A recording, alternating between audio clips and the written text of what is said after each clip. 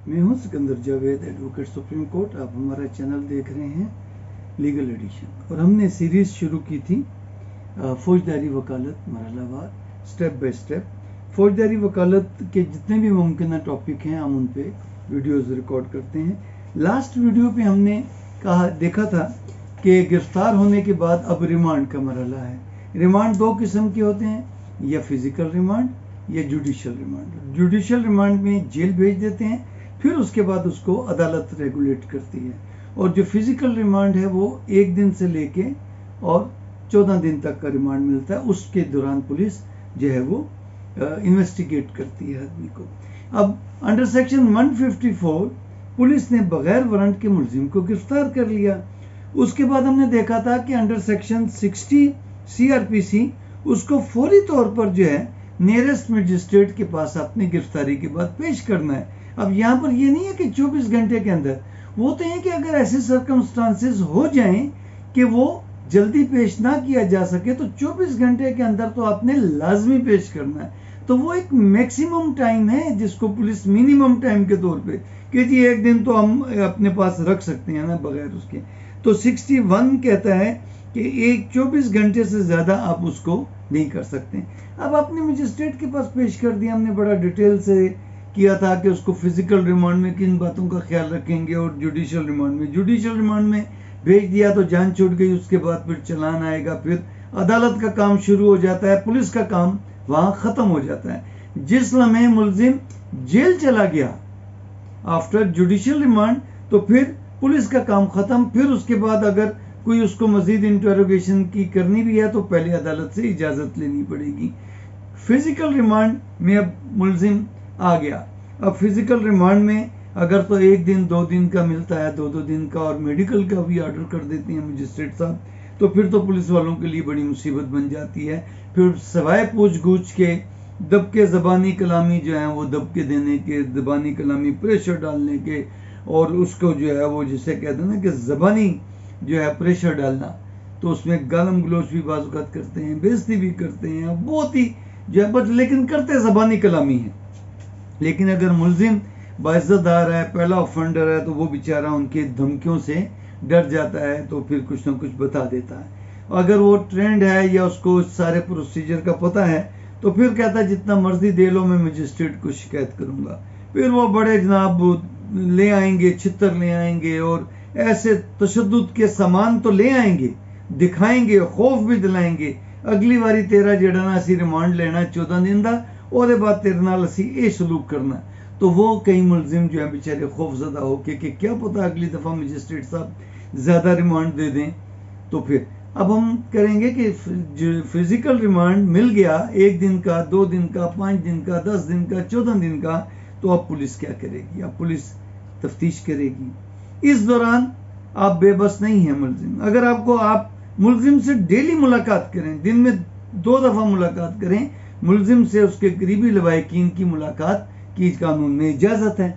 और जो उसका वकील है उसको तो दिन में 50 दफ़ा भी मुलाकात से नहीं रोक सकते। वो कहेगा मुझे अपने मुलजिम से मिलना है, उससे इंस्ट्रक्शंस लेनी है, उससे केस मैंने मालूमात लेनी है। तो आप वकील को नहीं रोक सकते, लेकिन उसके कोई लवाहिकीन जो है वो खाना देने के लिए तो 3 टाइम आ सकते हैं, खाना चेक होगा। इस बहाने वो पूछ भी लेते हैं, हाँ भाई तू बता, तेरे पे कोई तशद्दुद तो नहीं किया भाई? वो क्या बता देता है कि जी, या उसके जो है अदालत के जो एहलकार होते हैं वो भी बता देते हैं, जी ਤੁਹਾਡੇ ਬੰਦੇ ਤੇ बड़ा तशद्दुद हो रहा है, कोई कार्रवाई करो तुसी।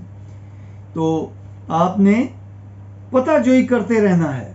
और अगर बहुत ही नहीं मिलने दे रहे तो फिर किसी वकील की खिदमत हासिल करें कि जी आप जाएं ज़रा थाने और हमारे मुलजिम से मुलाकात करके आएँ। मुलाकात वकालतनामा साइन कराने के बहाने वो आएगा।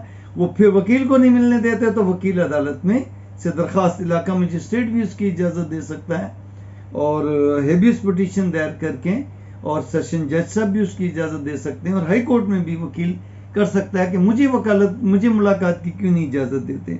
वो तो फिर हाई कोर्ट में केस करना है, तो फिर आप उसके करीबी रिश्तेदार, बाप भाई की भी इजाज़त ले सकते हैं कि जी हमें खाना पहुंचाने की इजाज़त नहीं, हमें कपड़े पहुंचाने की इजाज़त नहीं दे रहे, हमें मिलने की इजाज़त नहीं दे रहे, दिन में 1 बार तो कम से कम मुलाकात की इजाज़त दें।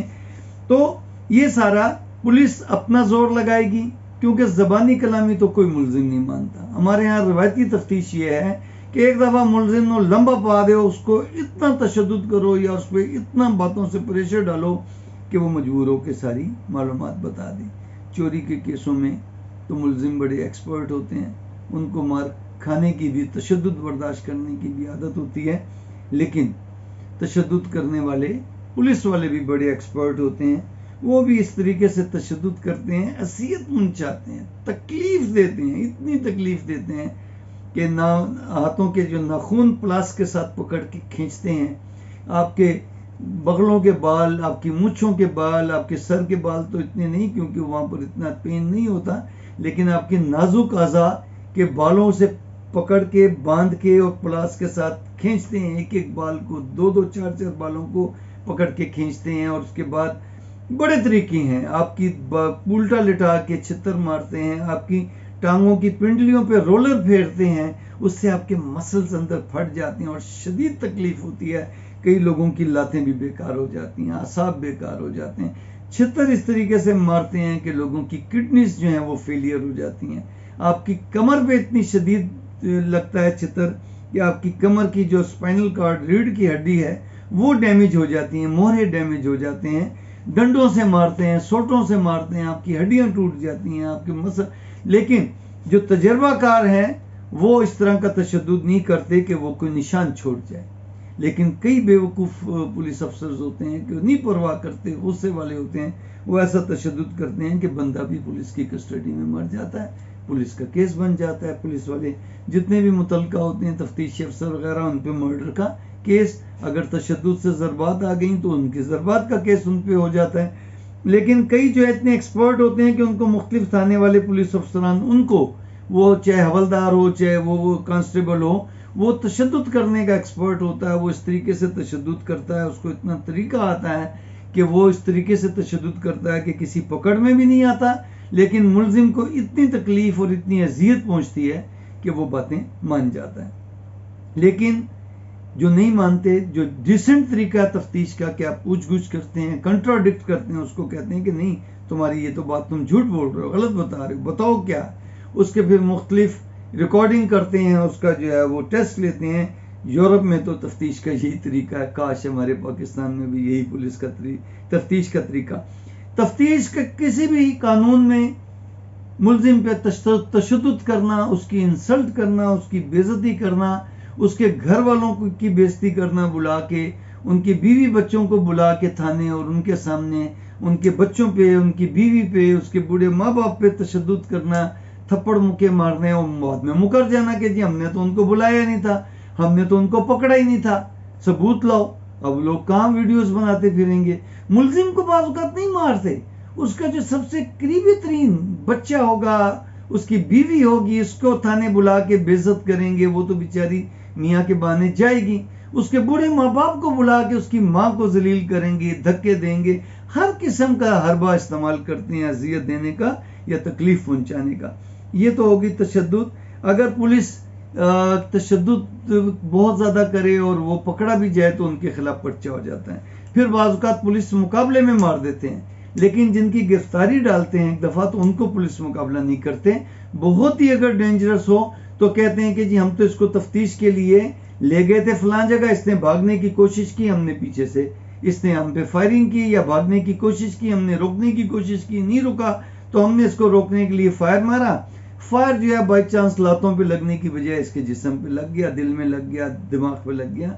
हालांकि ये इंस्ट्रक्शंस हैं कानूनी तौर पे, अगर कोई मुलजिम हिरासत से भाग जाए तो उसको लातों में आप फायर मारें ताकि वो भागने से रुक जाए, लेकिन पुलिस सीधा फायर मारती है। तो ये पुलिस मुकाबला। बाज़ औक़ात बगैर गिरफ्तारी के भी कोई मुलजिम पकड़ा जाता है तो उसको मजिस्ट्रेट के पास पेश करने की बजाय पुलिस मुकाबले में मार देते हैं। अगर पुलिस मुकाबले में कोई मारा जाए तो उसकी पूरी इंक्वायरी होती है। अगर इंक्वायरी में साबित हो जाए कि उन्होंने जान के मारा है तो उनके खिलाफ केस भी हो जाता है। तो हम अगले लेक्चर में देखेंगे कि तफ्तीश के क्या मराहिल हैं, किस तरह तफ्तीश की जाती है। आपको हमारा ये लेक्चर अच्छा लगा हो तो अपने दोस्तों से भी शेयर करें और आप अपनी रजिस्ट्रेशन भी करा सकते हैं। हम प्रैक्टिकल वकालत की क्लासेस भी शुरू कर रहे हैं। آپ کے کمنٹس کا انتظار رہے گا. بہت بہت شکریہ.